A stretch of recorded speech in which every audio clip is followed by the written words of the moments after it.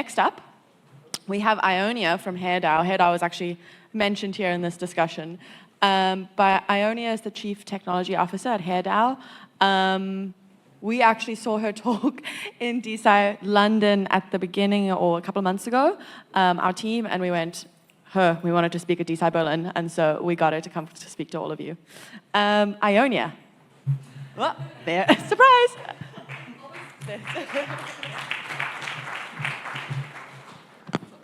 Hi, everyone. Well, it's wonderful to be with you all today. I can see a lot of new faces, which always makes me excited. But I'll be taking you through HairDAO. Our mission really at HairDAO, as the name suggests, is to cure hair loss. And we found that the best way to do that really is through decentralized science. So as the title also says, we're opting for a fully verticalized pharma model where, as a community, we do everything from research, drug discovery to development, and the commercialization part in-house. So I want to convince you today that this model works, and also if you have any condition that you're suffering from, give you the playbook, so hopefully you'll give this DAO approach a try as well. And I think, yeah, there we go, that's better. To kind of get you excited and make you believe that this approach has merit, I think one of the best ways to start is always to show a picture of our community member. This was him about a year ago. At this point, he's tried basically every hair loss drug on the market. That's not one, not two, not three, actually 7 different drugs he was trying, both the gold standards, minoxidil, finasteride, but even more esoteric treatments. And this was the end result, until he decided to actually add our proprietary treatment to his treatment stack. And this was him 6 months later. So this community-driven approach really has merit, and I'll be taking you through how we got there. But first, I just want to put into perspective how many people are actually impacted by hair loss.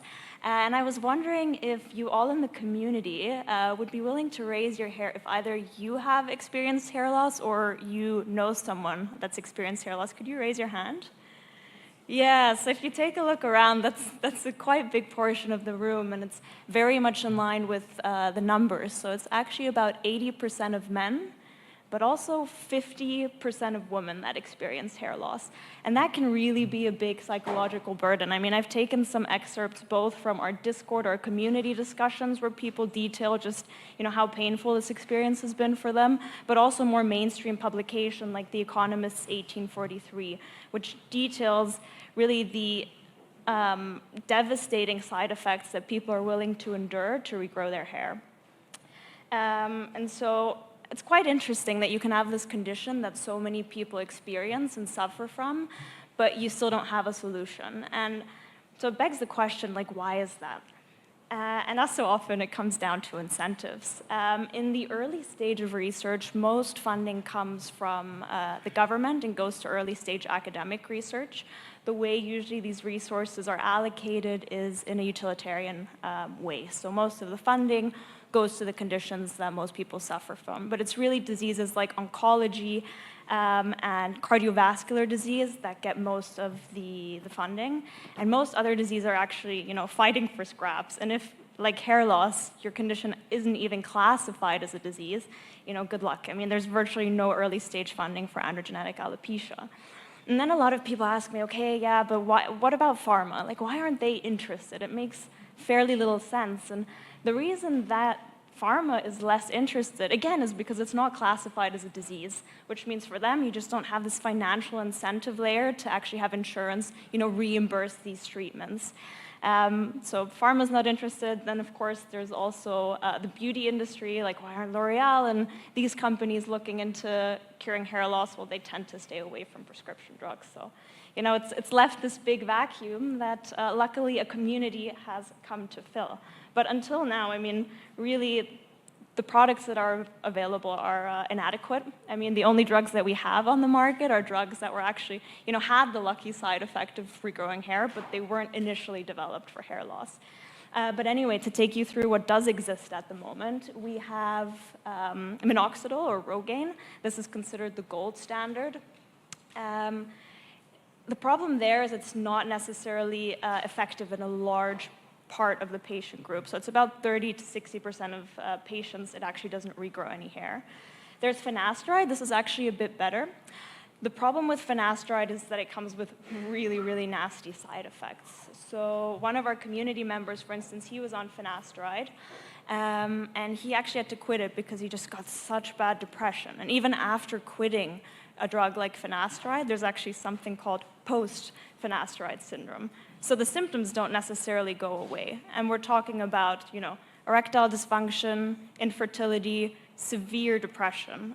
So it's really, really severe, but people are willing to endure these side effects because that's how much they care about their hair. You have hair transplants. These can be effective as well. Problem is they're very expensive. In the US, you pay about $15,000 to get a hair transplant. Some people tell me, okay, I can go to Turkey though. True, it's still gonna cost you about $3,000. And the problem is, your hair transplant doesn't last forever. Usually after a couple of years, the hair starts falling out, and then you can't get an infinite amount of hair transplants because you have a finite number of donor hairs. So eventually, you're gonna run out of hair to take from the back to put to the front. And not all types of hair loss are, if you have like diffuse alopecia, you can't get a hair transplant in the first place, so not good enough. So yeah, that's why the community came together to try to solve this on our own. And what I think is so exciting about this approach that I'll take you through is that you really can replicate it for whatever issue it is that you're suffering from. So the most important piece here is to find your scientist and patient ecosystem. So we have a group of about 2,000 citizen scientists suffering from research, and I tell you, they spend day in, day out thinking about hair loss. I mean, the just passion for hair loss and obsession with hair loss is unlike something I've seen in any academic institution I've researched in. I mean, people are, not remotely close to as passionate as they are in these ecosystems. And what's super interesting here is they'll actually, propose different research ideas. And as you do that, you earn our hair token. So for your discussions, and once people actually propose research ideas, they can use the token to vote on what it is we want to study in the lab. And why this is really cool in terms of like alignment of incentives is that those people who spend the most time, researching, proposing ideas, debating these different ideas, they'll have the most hair token, and they're most obsessed with hair loss. So they'll really vote for whatever treatment they think is most likely to actually cure their condition. And once they voted on it, we go to the lab, as I mentioned. We will then test these different solutions. These can be gene targets or repurposed drugs on human hair follicles ex vivo. And if they regrow hair, we actually make them become part of our IP portfolio. And depending on safety and efficacy, we will actually take these into observational studies and then sell them on our telehealth. And all proceeds we've been making from our telehealth are really reinvested back into this flywheel. So we hope by recycling all these resources, we will solve hair loss. So the first picture I showed you was a collaboration between our DAO and Professor Ralph Paus, who's actually the most highly cited researcher in the hair loss space. And we had an average hair regrowth of about 42.5 hairs per square centimeters. Now, where this gets exciting is if you compare it to the regrowth of the gold standard. So minoxidil on average regrows about 15 hairs per square centimeters, finasteride about 18 hairs per square centimeters based on a 2018 meta-analysis. So really, really exciting. And the way we conduct this research is really with state-of-the-art equipment. So you can see this is with a trichoscan, which automatically actually measures the regrowth in the same area 6 months apart and automatically counts all the hairs. So as I mentioned, one of the types of research we do is we find interesting areas and commercialize them, but our community also ideates their own ideas, and then we research those. An example here being the dutasteride delivery vehicle study. So this is all about making sure that we package drugs in a way that target the hair follicle directly. And in doing so, you prevent, the treatments from going systemic and having these really nasty side effects.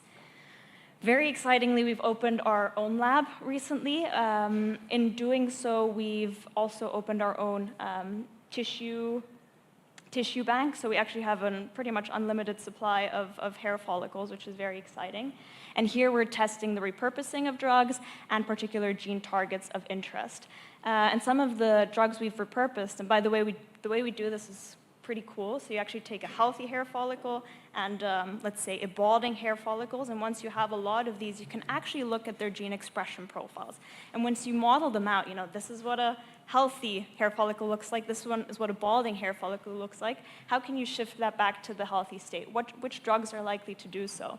And here are 6 drugs we've recently patented. Some of them are prescription drugs, other cosmetics.